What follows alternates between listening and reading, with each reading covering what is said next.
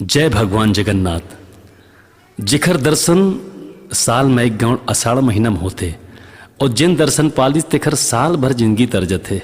ऐसन जगन्नाथ अनाथों के नाथ जगन्नाथ जिन्हा पाड़ा धाम में रीते हमार छोटे से गांव, लेकिन भगवान के नाम उखर कारण हमार गांव बढ़ गए। अवन यही संगीत यही गीत ला आप मन के बीच में रखतन।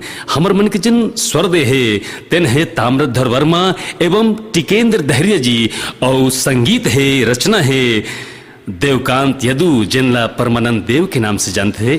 जय जगन्नाथ जय जगन्नाथ।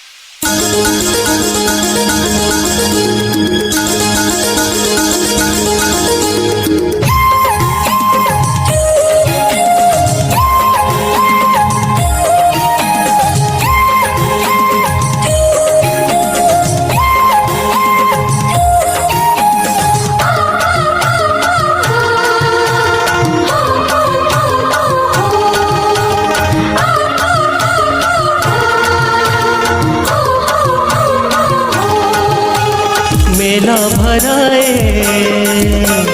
पड़ा रहमा, मेला भराए पड़ा रहमा, मेला भराए पड़ा रहमा।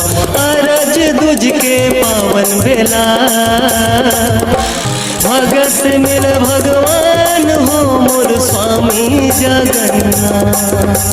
भगत मिल भगवान हो मोर स्वामी जगन्नाथ। मेला भराए पड़ा रहमा, अरज दूज के पावन बेला भगत मिल भगवान हो मोर स्वामी जगन्नाथ। भगत मिल भगवान हो मोर स्वामी जगन्नाथ।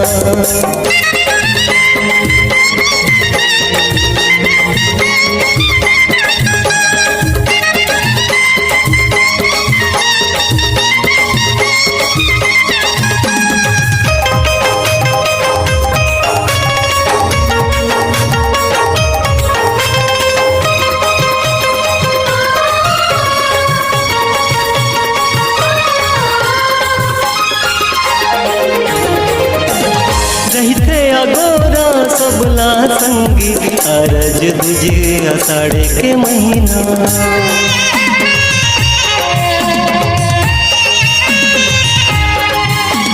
रहते अगोरा सबला संगी अरज दूज आषाढ़ के महीना। दरस करे पर लगे है मेला भगत भक्ति बने है गहना।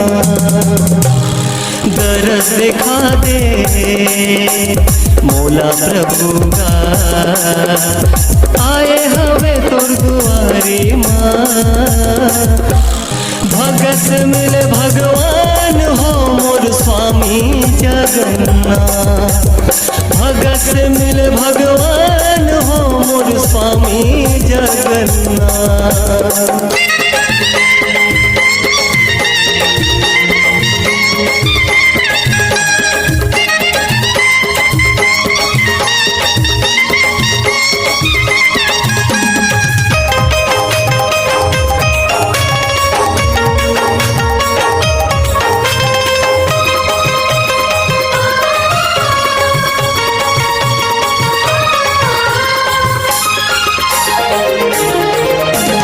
पूजा के थारी नरियर भेला आरती करके परबो गपैया।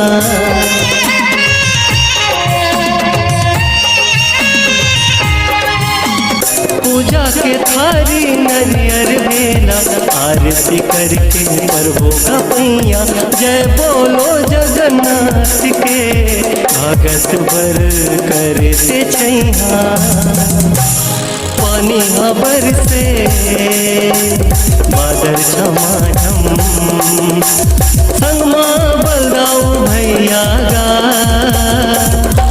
भगत मिल भगवान हो मोर स्वामी जगन्नाथ। भगत मिल भगवान हो मोर स्वामी जगन्नाथ।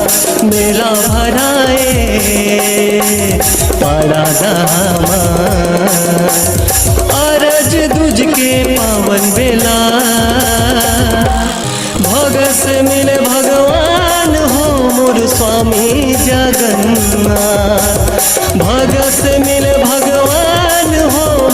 स्वामी जगन्नाथ।